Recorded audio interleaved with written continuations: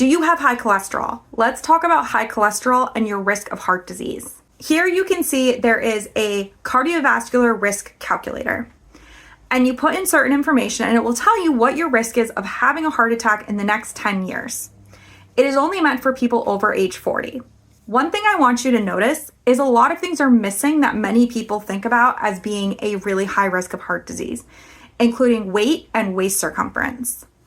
That's because these measures more accurately predict your risk of heart disease than these other things. That doesn't mean they aren't important, but just realizing that there are a lot of different factors that go into your risk of heart disease, including things like genetics and environment that you might not have control over.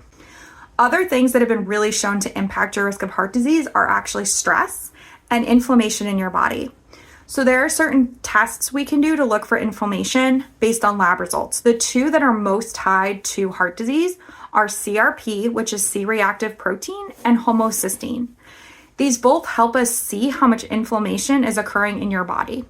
And while everyone has some amount of inflammation, especially when they're sick, long-term high inflammation does create more arterial plaques and can cause issues for your heart and cardiovascular system. There was a study called the Harvard Men Study.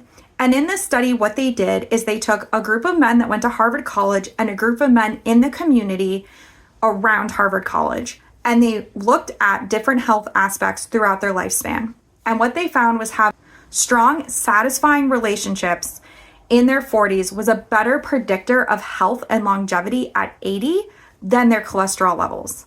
So next time you're super worried about a certain result you got in a lab or something your doctor said to you, take a deep breath and realize that health is a big picture. There are a lot of things that go into health, and just because one thing is off, it doesn't mean you're guaranteed to have a heart attack. Obviously, you can do things to reduce that risk, but nobody is going to have a risk of 0. Do the best you can, go to your checkups, listen to your doctors, and realize that there are things that are just outside of your control, and that is okay.